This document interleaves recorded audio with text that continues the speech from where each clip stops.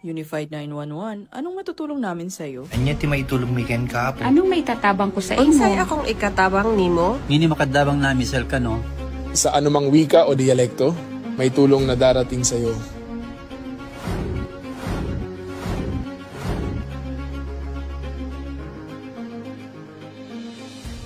Lilingkod sa bawat Pilipino at magbibigay ng tamang impormasyon para sa tahimik at maayos na Pilipinas. Police News Network, alagad ng batas, tagapagtaguyod ng balitang pulis, sandigan ng mamamayan, patnubay ng katotohanan. Nakampo Krame, maghahatid ng pinakahuling kaganapan at nagbabagang balita. Ito ang PNN Police News Network. At ngayon, ang inyong mga tagapagbalita. Magandang araw, bagong Pilipinas. Kami ang inyong alagad ng batas, tagataguyod ng Balitang Pulis. Ako si Patrolman Josel Atienza Sacmar mula sa Regional Community Affairs and Development Division ng NCRPO.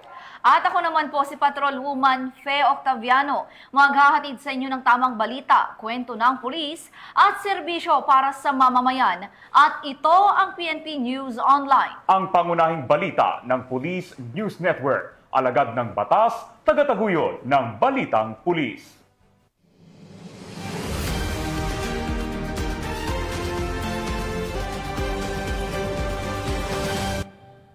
Narito ang mga balitang dapat ninyong abangan. 4 na individual nahulihan ng ilegal na droga sa lungsod ng Pasay.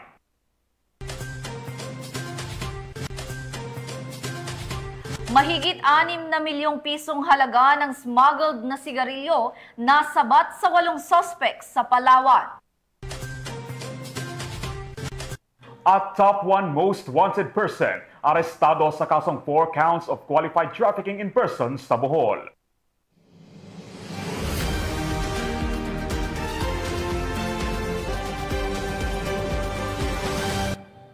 Narito ang mga balitang hatid ng ating PNN correspondents mula sa iba't ibang panig ng bansa.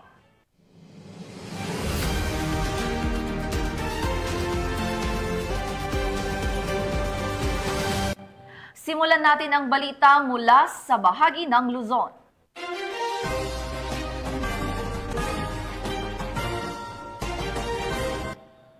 Nakumpiska ang mahigit 400,000 pisong halaga ng shabu mula sa 2 high-value drug suspects sa Aguilar, Pangasinan.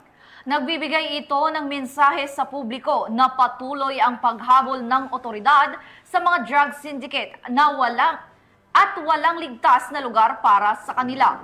Police Corporal Rafi Veloria sa balita.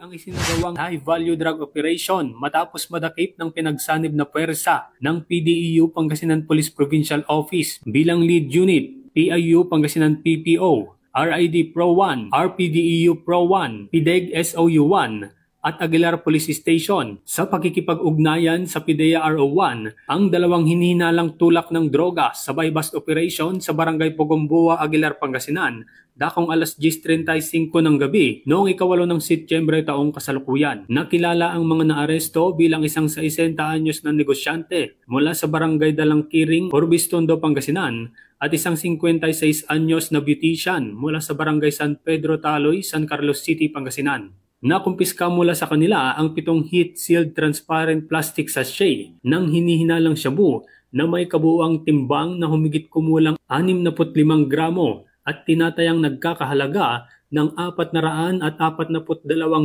piso. Kabilang din sa mga nasamsam ang isang 500 peso bill na ginamit bilang buy-bust money, 9 na piraso ng 1,000 peso bill, machine copy, budol money, isang black sling bag na may markang Sansonite na naglalaman ng hinihinalang shabu, isang pink pouch na naglalaman ng hinihinalang shabu, at isang blue Oppo smartphone na may casing.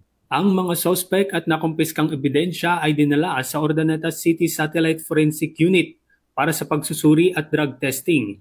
Pagkatapos nito ay nilipat sila sa Aguilar Police Station para sa tamang disposisyon.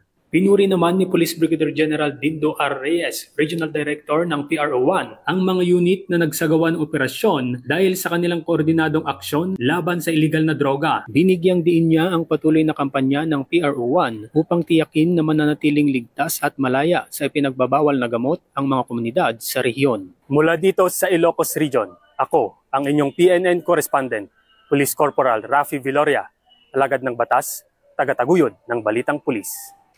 Maraming salamat, Police Corporal Veronica. Bilang dapat naman, bilang bahagi ng atmosfera ng para sa kapayapaan at kaligtasan sa komunidad, nagsagawa ang Gonzaga Police Station ng isang training at workshop para sa mga miyembro ng Barangay Peace Action Teams sa Gonzaga, Cagayan. Police Corporal Roldan Giab sa report. Bilang bahagi ng patuloy na advokasya ng kapulisan para sa kapayapaan at kaayusan sa komunidad, isinulong ng Gonzaga Police Station sa pamumuno ni Police Major Rickson Cabawatan ang isang training at workshop para sa Barangay Peacekeeping Action Teams sa Riverview Hotel, Barangay Pateng, Gonzaga, Cagayan nito lamang 7 ng Setyembre ngayong taon.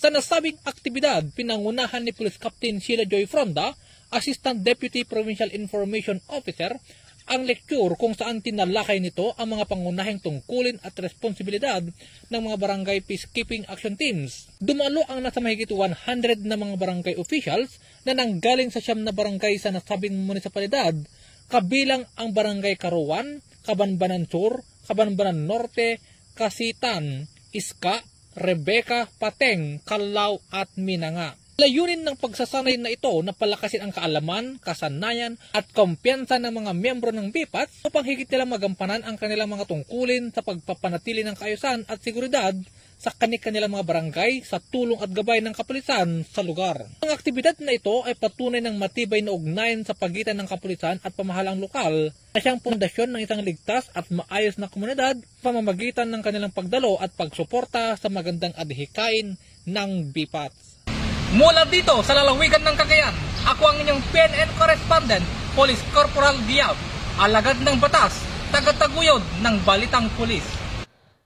Maraming salamat, Police Corporal Giab.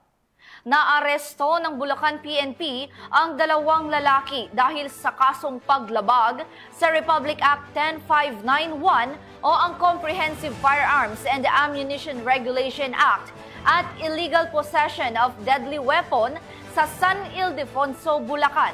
Ibabalita yan ni Patrolwoman Mildred Tawagon. Lalaki ang naaresto ng mga tauhan ng San Ildefonso Municipal Police Station matapos maaktuhan sa paglabag sa Republic Act 10591 o Comprehensive Firearms and Ammunition Regulation Act at illegal possession of deadly weapon sa sinagawang operasyon sa Barangay Malipampang, San Ildefonso, Bulacan. Kinilala ni Police Lieutenant Colonel Gilmore A. Wasin, Acting Chief of Police ng San Ildefonso Municipal Police Station, ang mga sospek na sina alias Bombay at alias JM, kapwa residente ng naturang barangay. Nasamsam mula sa mga sospek ang caliber .357 revolver na walang serial number na may 6 na live ammunition at isang stainless steel bladed weapon. Kasalukuyang nasa kustudiya ng San Ildefonso Municipal Police Station ang mga sospek at ang mga nakumpiskang ebidensya habang inihahanda ang mga kaukulang kaso laban sa kanila. Patuloy na isinusulong ng Bulacan Police Provincial Office sa ilalim ng pamumuno ni Police Colonel Angel L. Garciliano, Provincial Director, ang mas pinaigting na kampanya laban sa mga iligal na baril at armas, hindi lamang upang sugpuin ang kriminalidad, kundi upang masiguro rin ang pagkakaroon ng ligtas, payapa at maunlad na pamayanan para sa bawat Bulakenyo. Mula dito sa Bulacan Police Provincial Office, ako ang inyong PNN correspondent, Patrolwoman Mildred A. Tawagon, alagad ng batas, tagataguyod ng Balitang Pulis. Maraming salamat, Patrolwoman Tawagon. Sa kabilang dako naman, nahuli ng mga otoridad ang tinaguriang most wanted person dahil sa kasong may kinalaman sa iligal na droga sa isinagawang operasyon sa lalawigan ng Cavite. Yan ang balitang hatid ni Patrolwoman Faisal May Urbano. Arestado ang isang lalaki na kabilang sa listahan ng mga most wanted person sa lalawigan ng Cavite sa isinagawang manhunt operation ng Bacoor Component City Police Station sa Barangay Molino 2, Bacoor City nito lamang 8 ng Setyembre taong kasalukuyan. Kinilala ang suspect na si alias Jerry, 26 taong gulang, binata at residente ng nasabing lugar.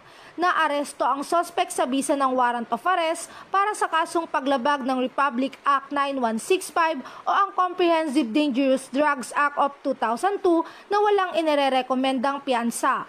Ang operasyon ay isinagawa ng Warrant Section ng Bacoor Component City Police Station sa ilalim ng programa nilang Manhunt Charlie. Kasalukuyan namang nakakulong ang suspect sa Bacoor Custodial Center para sa tamang proseso at disposisyon. Mula dito sa PRO Calabarzon, ako ang inyong Police News Network Correspondent, Patrolwoman Crisalme T. Urbano, alagad ng batas, tagataguyod ng Balitang Pulis. Maraming salamat, Patrolwoman Urbano. Nasabat ang mahigit 6 na milyong pisong halaga ng smuggled na sigarilyo mula sa 8 sospek sa ikinasang operasyon ng mga kapulisan sa karagatang sakop ng Bataraza, Palawan. Nakibalita dyan si Patrolwoman Christine Lorenzo. Naaresto ang 8 individual matapos masabat ng mga operatiba ng 2nd Special Operations Unit Maritime Group, katuwang ang Balabac Special Boat Crew, Riotoba Maritime Law Enforcement Team at iba pang lokal na ahensya ang mahigit 6.3 milyong halaga ng smuggled na sigarilyo sa karagatang sakop ng Barangay Malihud, Bataraza, Palawan nito lamang 8 ng Setyembre taong kasalukuyan. Kinilala ang mga suspect na si alias Man, 33 anyos na siyang boat captain, Arj, 21 anyos, Yos, 23 anyos, Jib, 22 anyos, Musa, 22 anyos, Jum, 35 anyos, Mahid, 33 anyos at Darus, 17 anyos. Nahuli silang sakay ng bangkang may kargang kontrabando habang isinasagawa ang anti-smuggling operation ng mga otoridad. Na-recover mula sa kanila ang 380 kahon na New Berlin cigarette na may halagang 6,080,000 pesos at 10 kahon ng Fort cigarette na nagkakahalaga ng 315,000 pesos na may kabuang halagang 6,395,000 pesos. Ang mga nasabing produkto ay walang kaukulang permit mula sa pamahalaan at hindi rin naglalaman ng graphic health warning na malinaw na paglabag sa umiiral na batas. Dinala ang mga sospek at nakumpiskang ebidensya sa tanggapan ng Balabac SBC, Brooks Point Annex para sa kaukulang dokumentasyon at disposisyon. Patuloy namang pinapaigting ng Maritime Group ang kanilang operasyon laban sa smuggling at iba pang uri ng ilegal na aktibidad sa karagatan upang mapanatili ang kaayusan, kapayapaan at seguridad sa buong bansa. Mula dito sa Home of the Police Eco Warriors, Calapan City, Oriental, Mindoro, ako ang inyong PNN Correspondent, Patrolwoman Christine Lorenzo, alagad ng batas, tagataguyod ng Balitang Pulis. Maraming salamat, Patrolwoman Lorenzo. Walang kawala sa batas ang tinaguriang #1 most wanted person municipal level dahil sa kasong qualified rape of a minor sa Kibungan, Benguet. Narito ang balita mula kay Patrolwoman Jessipel Moyaw. Isang #1 municipal level most wanted person matapos isagawa ang operasyon ng mga tauhan ng Kibungan Municipal Police Station sa Kibungan, Benguet noong 9 ng Setyembre taong kasalukuyan. Kinilala ang suspect bilang isang 51 taong gulang na magsasaka, may asawa at residente rin ng naturang bayan. Siya ay naaresto sa bisa ng warrant of arrest para sa kasong qualified rape of a minor na inilabas ng Regional Trial Court La Trinidad, Benguet noong 5 ng Setyembre taong kasalukuyan. Walang piyansa ang inirekomenda sa kaso. Dinala ang suspect sa Kibungan Municipal Police Station para sa kaukulang dokumentasyon bago isumite ang mga kinakailang papeles sa korte. 2 alternative recording devices ang ginamit sa operasyon upang matiyak ang maayos na pagproseso. Ang matagumpay na pag-aresto ay nagpapakita ng konkretong pagpapatupad ng agresibong kampanya laban sa kriminalidad at pagsasakatuparan ng epektibong batas para mapanatili ang seguridad at kapayapaan ng bawat pamayanan. Mula dito sa rehiyon ng Cordillera, ako ang inyong PNN correspondent, Patrolwoman Jezebel Moyaw, alagad ng batas, tagataguyod ng Balitang Pulis. Maraming salamat, Patrolwoman Moyaw. Naaresto ng mga kapulisan ang 4 na individual matapos mahulian ng iligal na droga sa ikinasang operasyon sa Barangay 10 Zone 4, Lungsod ng Pasay. Ang kabuuan ng balita mula kay Patrolwoman Ivy Corporal. Arestado ang 4 na lalaki sa isinagawang bypass operation ng pinagsanib na puwersa ng Station Drug Enforcement Unit ng Pasay City Police Station at Philippine Drug Enforcement Agency bandang alas 8:45 ng gabi sa Barangay 10 Zone 4, Lungsod ng Pasay nitong Setyembre 8 taong kasalukuyan. Kinilala ang mga sospek na sina alias John Paul, 43 anyos, alias Tibbs, 46 anyos, alias Boy Boy, 39 anyos, at alias Echo, 44 anyos at parehong mga residente ng Pasay City. Nakumpiska sa operasyon ang 6 na pirasong plastic sachet ng hinihinalang shabu na may standard drug price na 34,000 pesos. Isang pirasong aluminum foil, isang rolyo ng aluminum foil tutor at isang neon green na disposable lighter. Kasalukuyang nasa kustodiya ng Station Drug Enforcement Unit ang mga naarestong sospek para sa dokumentasyon habang ang mga nakumpiskang ebidensya ng droga ay isinumiti sa Southern Police District Forensic Unit para sa pagsusuri. Sila ay mahaharap sa kasong paglabag sa Republic Act 9165 o mas kilala bilang Comprehensive Dangerous Drug Act of 2002. Mula dito sa Camp Bagong Diwa, Bikutan, Taguig City, ako po ang inyong PNN correspondent, Patrolwoman Ivy Corporal, alagad ng batas, tagataguyod ng Balitang Pulis. Maraming salamat, Patrolwoman Corporal. Nagsagawa naman ng venue walkthrough at inspeksyon ang Police Regional Office 5 bilang paghahanda sa Peña Francia Festival sa Basilica Minore, Barangay Balatas, Naga City. Patrolwoman Carmela Panganiban, ibalita mo. Bahagi ng paghahanda para sa Peña Francia Festival security coverage, isinagawa ang venue walkthrough at inspeksyon sa Basilica Minore, Barangay Balatas, Naga City. Pinangunahan ni na Police Colonel Edward D. Quijano, Chief ng ROD, at Police Colonel Gilbert Fareñas, Officer in Charge ng Naga City Police Office ang nasabing walkthrough.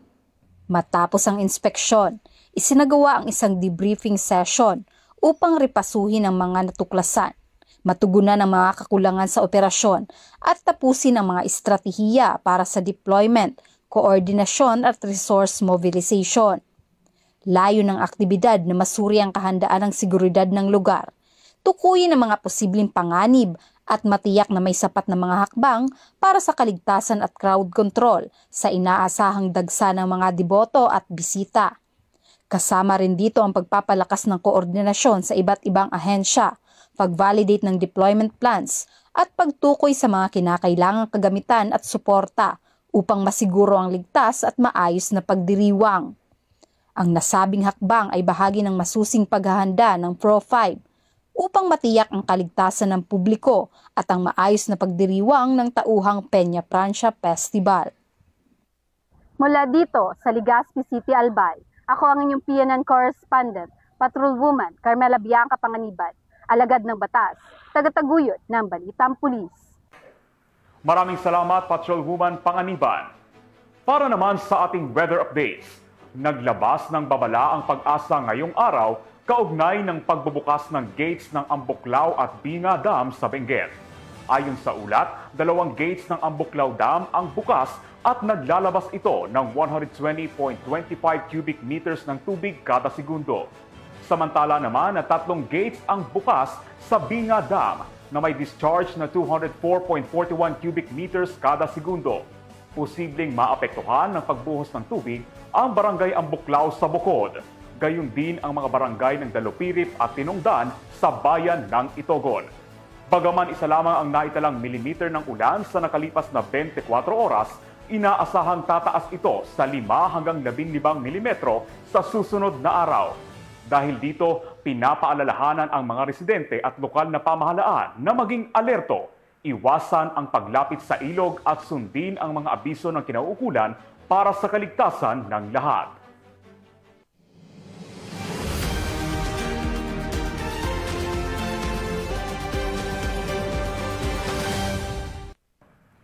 Aktibong nakilahok ang Police Regional Office 6 sa ika-125 Philippine Civil Service Anniversary Fun Run sa Iloilo City. Ang pakikilahok ng kapulisan sa mga aktibidad na pampubliko at pampisikal gaya ng fun run ay nakakatulong upang mapalapit sila sa mamamayan. Ang balitang hatid ni Patrolwoman Charmaine Balunsat. Sa isang selebrasyon ng 125th Philippine Civil Service Anniversary, aktibong lumahok ang mga kapulisan ng Police Regional Office 6 sa pamumuno ni Police Brigadier General Josefino D. Ligan, kasama ang kanilang opisyal na mascot na si Patrolman Delgado sa isang fun run noong ika-7 ng Setyembre taong kasalukuyan na ginanap sa Iloilo Freedom Grandstand, Mueloni, Iloilo City. Tinatayang mahigit 2,000 kalahok mula sa iba't ibang ahensya ng pamahalaan, mga uniform personnel at iba pang mga individual ang nagsama-sama sa 5 km, 3 km at 1 km run na nagbigay diin sa kahalagahan ng pagkakaisa, malasakit at pangangalaga sa kalusugan. Ang inisyatibang ito ay bahagi ng adhikain na suportahan ang Pamanang Lingkod Bayani Program na tumutulong sa pamilya ng mga civil servants na nag-alay ng kanilang buhay sa pagtupad ng kanilang mga tungkulin. Ang paglahok ng Pro-6 sa ganitong aktibidad ay patunay ng kanilang matatag na dedikasyon, hindi lamang sa usapin ng seguridad kundi maging sa pagsuporta sa pagsulong at paghubog ng malusog na pangangatawan na mahalaga upang maisakatuparan nila ang kanilang misyon sa paglilingkod sa bayan. Patuloy ang Police Regional Office 6 sa kanilang pagsuporta sa mga ganitong uri ng aktibidad na hangaring mapatibay ang ugnayan ng kapulisan at mamamayan tungo sa isang ligtas, masigla at mas maunlad na komunidad. Mula dito sa Police Regional Office 6, ako ang inyong Police News Network Correspondent, Patrolwoman Charmaine Balunsat, alagad ng batas, tagataguyod ng Balitang Pulis. Maraming salamat, Patrolwoman Balunsat. Hawak na ng mga kapulisan ang kinaguriang top 1 most wanted person sa bisa ng warrant of arrest dahil sa kaso nitong 4 counts ng qualified trafficking in person. Maaresto ng mga otoridad sa Purok 5, Barangay Binaliw, Katigbian, Bohol nito lamang nakaraan. Kinilala ni Police Lieutenant Adriel John I. Francisco, Chief of Police ng Bilar Municipal Police Station, Bohol Police Provincial Office, ang suspect na si alias Jane, 26 anyos, na residente ng nabanggit na lugar. Magandang araw po sa inyo lahat. Ako si Police Lieutenant Adriel John Igana Francisco, Officer in Charge sa Bilar Municipal Police Station, in supervision of our Provincial Director, Police Colonel Arnel Banson. Nais po namin ipaalam na aresto ng ating kapulisan sa Bilar ang top 1 municipal most wanted person sa paglabag sa Republic Act 9208 o trafficking in person. Sa pamamagitan ng masusing operasyon ng ating kapulisan, ang suspect ay naaresto at nasa kustodya na ng ating himpilan upang harapin ang kanyang mga kaso. Nasabing suspect ay naharap sa 4 counts of qualified trafficking in relation to Republic Act 7610 at 4 counts of qualified trafficking na inilabas ng RTC Branch 1, Batuan City, Agusan del Norte. Ang kanyang pagkakaaresto ay patunay lamang na walang makakapagtago at makakatakas ang sinuman sa ating batas. Para sa publiko, pinapaalalahanan natin ang lahat na huwag masangkot sa anumang uri ng krimen sapagkat may katumbas at karampatang parusa ang inyong mga gagawin. Hinihikayat ko ang ating mga kababayan na makipagtulungan sa mga otoridad kung may nalalaman kayong mga kahina-hinalang aktibidad o mga tao na posibleng sangkot sa anumang uri ng krimen ay ipagbigay alam lamang sa pinakamalapit na istasyon. Dahil kami sa PNP, lalo sa Bilar Municipal Police Station, ay patuloy ang kampanya para sa ligtas, mapayapa at maayos na pamayanan. Dahil kay Francisco, Bilar protektado.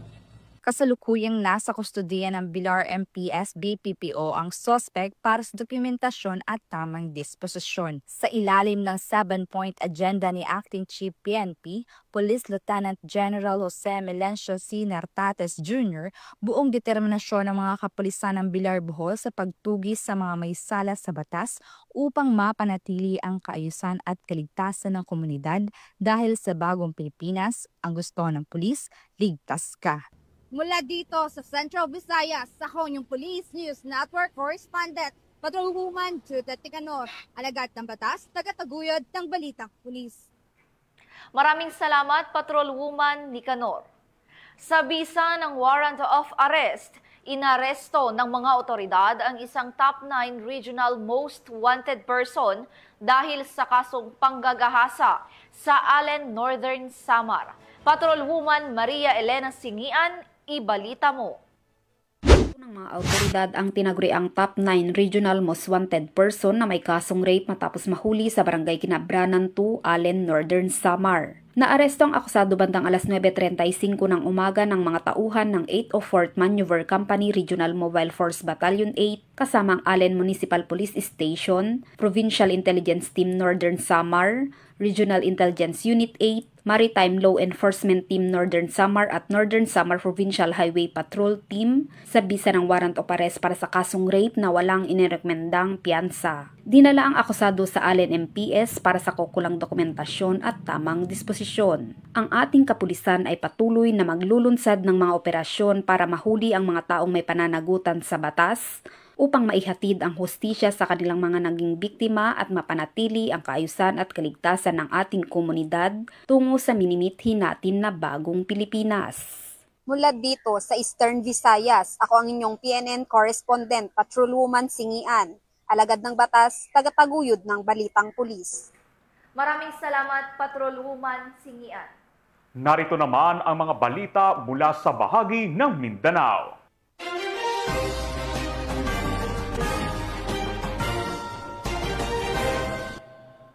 Nakiisa ang Zamboanga City Police Office sa isinagawang ika-12 anibersaryo ng Zamboanga Siege na ginanap sa Zamboanga City.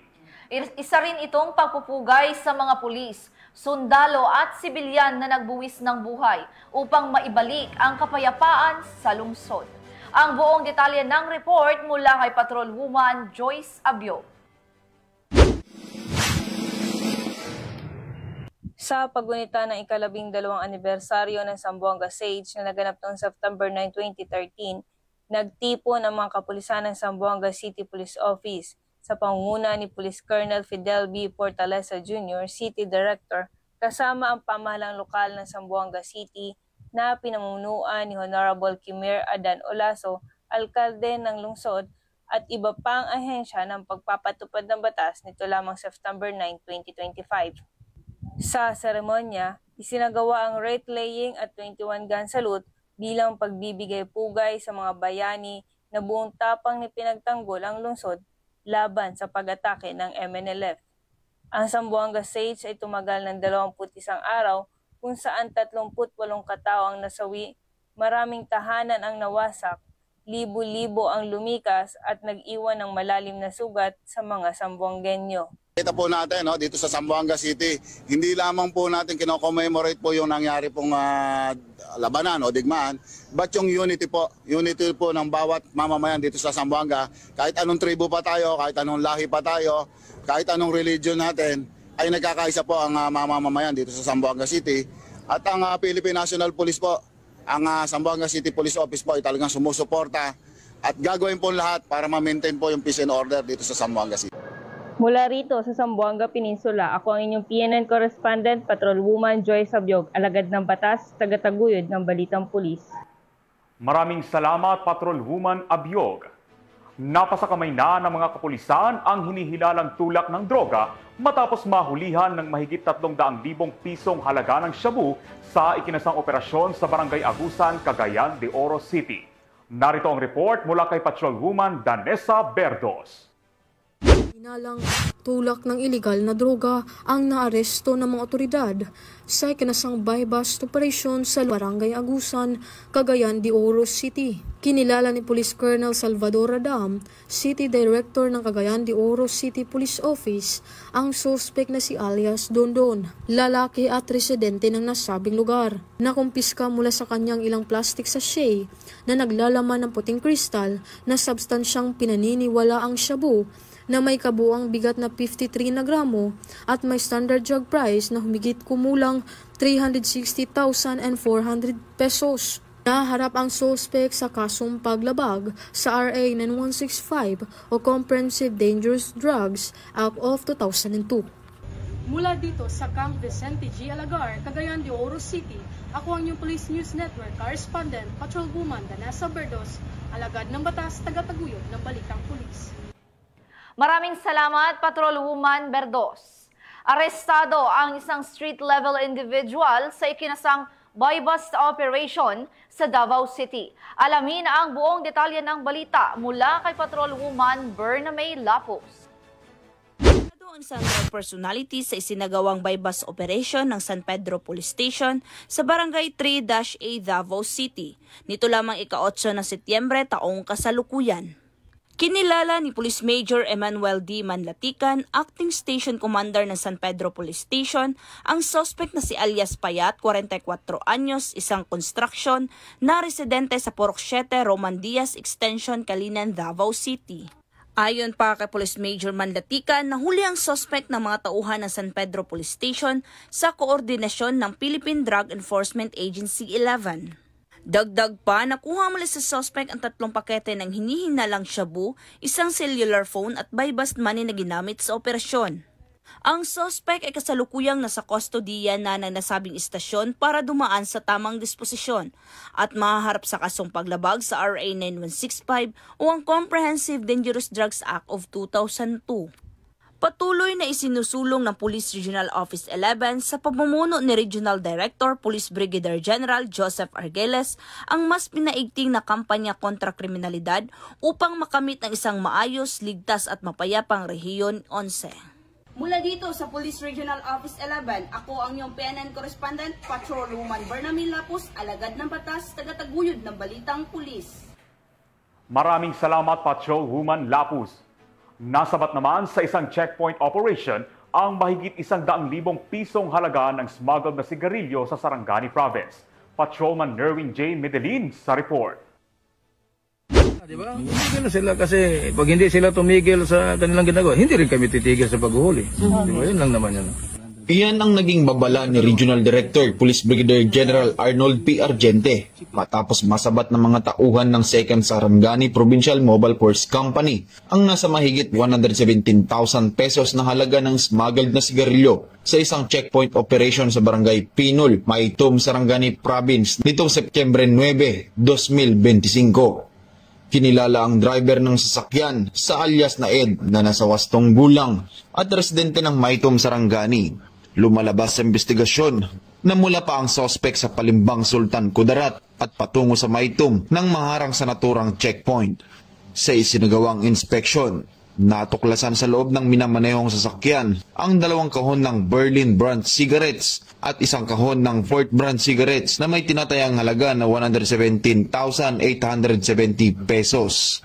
Naharap ngayon ang sospek sa kasong paglabag sa Custom Modernization and Tariff Act o ang RA 10863. Tinayak ng PRO12 na magpapatuloy ang pinaigting na kampanya laban sa smuggling upang mapangalagaan ang lokal na industriya at kalusugan ng mamamayan. Mula dito sa General Santos City, ako ang inyong PNN Correspondent, Patrolman Nerwin J. Medellin, alagad ng batas, tagataguyod ng Balitang Pulis. Maraming salamat, Patrolman Medellin. Patay ang 2 binatilyo sa nangyaring vehicular accident kung saan nagsalpukan ang mga sasakyan nito sa Datoodin, Maguindanao del Sur. Alamin ang mga naging kaganapan ng balita mula kay Patrolwoman Maricris Algabre. Binawian ng buhay ang 2 binatilyo matapos na masangkot sa vehicular accident ng magkabanggaan ang tricycle at Ford Everest na sasakyan sa bahagi ng sitio pa ng Barangay Kabingi, Dato Saudi, Ampatuan, Maguindanao del Sur, bandang alas 3:10 ng hapon araw ng Lunes, ika-8 ng Setyembre taong kasalukuyan. Kinilala ni Maguindanao del Sur Provincial Director Police Colonel Salman H. Sapal ang mga biktima na sina Benje, 16 anyos at Langlang, 17 anyos na kapwa residente ng naturang lugar, habang kinilala ang kabanggaan nitong si Muarep, 38 anyos driver ng Ford Everest na residente naman ng Taguig City. Ayon sa report ng Datu Saudi Ampatuan Municipal Police Station, ang Ford Everest ay nagmamaniho patungong Isulan, Sultan Kudarat habang ang tricycle ay patungo naman ng Datu Unsay, Gindulungan, Maguindanao del Sur nang biglang nawala ng kontrol ang naturang tricycle dahil sa malakas na ulan na nagresulta sa pagkakabanggaan ng dalawang mga sasakyan. Dahil sa lakas ng impact ng banggaan ay agad na binawian ng buhay ang driver at pasahero ng tricycle habang ang sakay ng Ford Everest ay maswerteng hindi nasugatan. Ang dalawang bangkay ng biktima ay agad din kinuha ng kanilang mga kamag-anak upang mabigyan ng agarang atensyon alinsunod sa paniniwalang Islam. Sa ngayon ay nasa kustudiya na ng Datu Saudi Ampatuan MPS ang mga sasakyan na sangkot sa insidente habang nagpapatuloy pa ang ginawang investigasyon ng mga kapulisan. Mula rito sa Rio ng Bangsamoro, ako ang inyong PNN correspondent, Patrolwoman Marie Cristina. Ituwang ang mga lokal ng pamahalaan at iba pang emergency response unit sa Sitio Iring, Barangay Wilson, San Jose, Dinagat Islands nito lamang Septembre taong kasalukuyan. Sa isinagawang drill, ipinakita ang senaryo ng pagsabog ng improvised explosive device o IED sa isang mataong lugar. Agad na rumesponde ang kapulisan, bomb disposal unit, Bureau of Fire Protection at medical responders upang kontrolin ang sitwasyon. Kabilang sa mga pangunahing bahagi ng simulation exercise ang bomb detection at area security kung saan isinagawa ang ligtas na pag-evacuate ng mga sibilyan. Ayon kay Police Colonel Jerome A. De La Cruz, Provincial Director ng Dinagat PNP, ang kaligtasan at seguridad ng ating komunidad ang pangunahing prioridad. Sa pamamagitan ng ganitong pagsasanay, napapalakas ang ating kakayahan sa mas mabilis at epektibong pagtugon sa mga tunay na emerhensya. Mahigpit namang ipinatupad ang mga safety protocol sa buong pagsasanay. Ang aktibidad na ito ay bahagi ng mas malawak na programa ng PNP sa ilalim ng Peace and Order and Public Safety Plan na naglalayong masuri at mapalakas ang kahadaan ng lalawigan sa pagtugon sa mga posibleng banta ng terorismo at mga insidente ng mass casualty. Mula dito sa Police Regional Office 13, ako ang iyong PNN correspondent, Patrolwoman Karen A. Malilin, alagad ng batas, tagataguyod ng Balitang Pulis.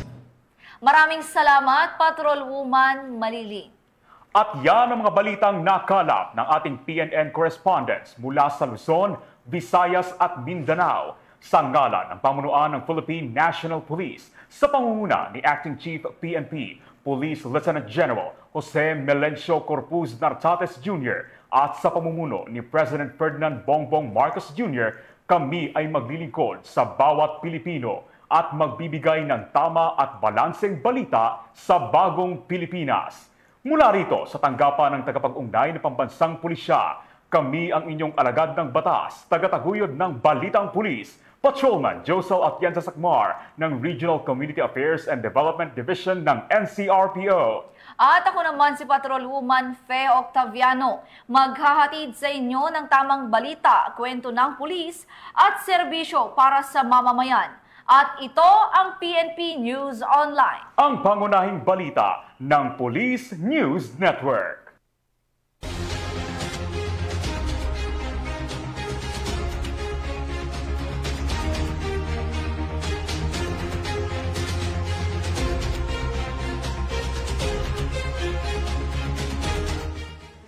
Police News Network, alagad ng batas, tagapagtaguyod ng balitang pulis.